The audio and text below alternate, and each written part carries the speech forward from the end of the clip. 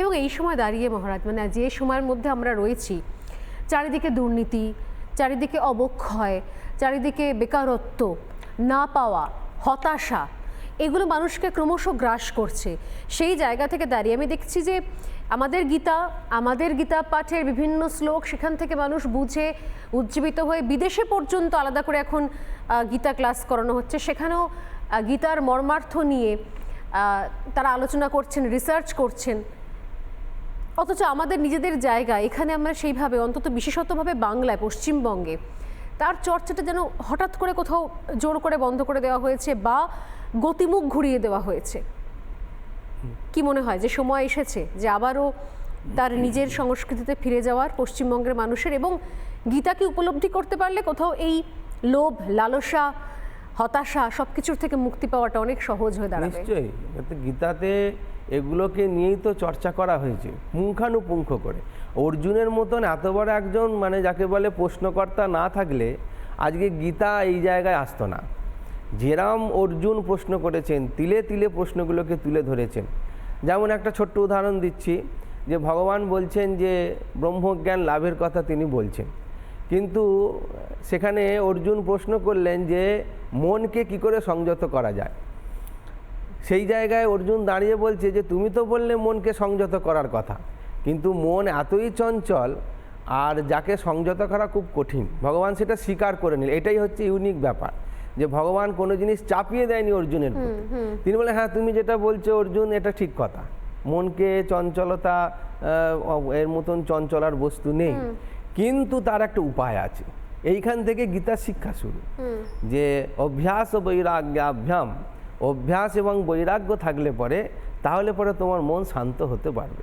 তুমি যদি নিত্য মনকে শান্ত করার প্রসেসে অভ্যাস করো একদিকে, আর একদিকে তুমি চিন্তা করবে তোমার মধ্যে বৈরাগ্য এসেছে কিনা। মানে গীতা এমন এক গীতা, দেখুন কোনো মুনি ঋষির কাছে গীতা বলা হয়নি, কিন্তু গীতা বলেছে আপামর একজন সাধারণ মানুষ, সে হচ্ছে অর্জুন, যিনি সেখানে দুঃখ প্রকাশ করছেন যে আমার পরিবারের লোকজন মারা যাবে, এই যুদ্ধ হলে পরে সব শেষ হয়ে যাবে, সর্বশান্ত হয়ে যাবে, আমার ছেলে পুলে আত্মীয় স্বজন সব শেষ হয়ে যাবে।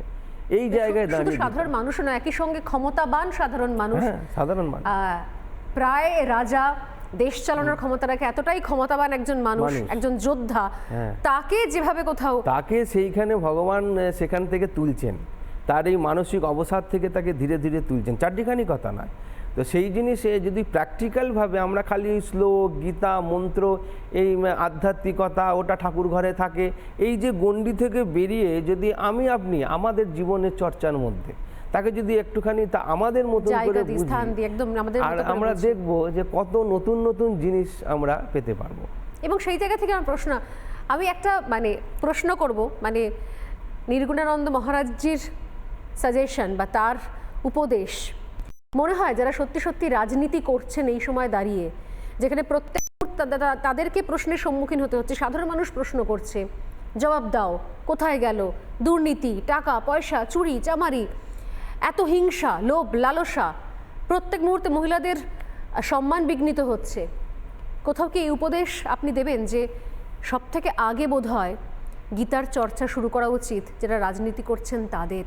একদম। যদি রাজনীতির প্রথম পাঠ থেকে, প্রথম দিন থেকে তারা গীতাটা পড়তেন বা সেটার মর্মার্থ উপলব্ধি করতে পারতেন, তাহলে বোধহয় আজকে এত প্রশ্নের সম্মুখীন তাদের হতে হতো না। নিশ্চয়ই, রাজনেতাদের অনেক বড় দায়িত্ব। রাজনেতা হওয়া মানে চারটিখানি কথা নয়, তারা দেশের সংবিধান আইন নিয়ে, মানুষের সুখ দুঃখকে নিয়ে তারা যে চিন্তাভাবনা করেন, সেটা তাদের অনেক বড় দায়িত্ব। অতএব তাদের এই দায়িত্ববান হওয়ার জন্য গীতার মতন উপকারী পুস্তক আর নেই। তার দায়িত্ব বোধ কতটা, আমরা যখন দায়িত্ব বোধ থেকে সরে যাই তখনই আমাদের জীবনের অনেক রকম কিছু নেমে আসে, যেগুলো অপাঙ্ক্তেয়ভাবে নেমে আসে, আমাদের আকাঙ্ক্ষিত নয় সেগুলো।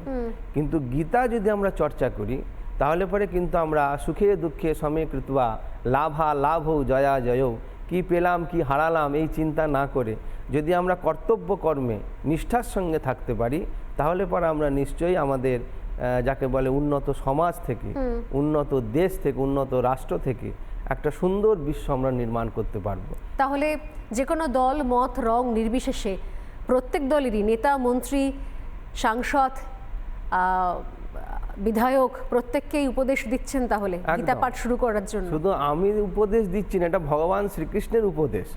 আমি একটু পরামর্শ করতে পারি যে আমাদের সকলকে সর্বস্তরেই গীতা পাঠ করা উচিত, এবং আমাদের প্রত্যেক যেহেতু একটা আমরা মানুষ, আমাদের তো আর অন্য কিছু নয়। রাজনেতা হতে পারেন তিনি, ধরুন শিক্ষক হতে পারেন, তিনি আইনজ্ঞ হতে পারেন, কিন্তু আলটিমেটলি তিনি একটা তো মানুষ। ঠিক। অতএব মানুষের মানবিকতা রক্ষা করবার জন্য তো আমাদের এই শিক্ষাগুলো, নৈতিক শিক্ষাগুলো গ্রহণ করতেই হবে। ঠিক। যার হাতের কাছের গ্রন্থ গীতা, আমি সকলকে বলবো গীতা, হরে কৃষ্ণ হরে হরে, গীতা পাঠ ঘরে ঘরে, আজকের আমাদের এই স্লোগান ছিল। এটা আমি সকলের কাছে তাই বলবো। অনেক ধন্যবাদ মহারাজ, অনেক ধন্যবাদ, অনেক ধন্যবাদ রিপাবলিক বাংলায় এসে এই গুরুত্বপূর্ণ পরামর্শটাও দেওয়ার জন্য। নিঃসন্দেহে এই সময় দাঁড়িয়ে এমন একটা বিষয়, এমন একটা গ্রন্থ, এমন একটা বিষয় নিয়ে কোথাও বিতর্ক তৈরি হয়েছে যা সত্যি সত্যি অনাবশ্যক, অনাকাঙ্ক্ষিত। কেউ তৈরি হয়েছে হয়তো রাজনীতির নিয়মে, তার ধর্মে।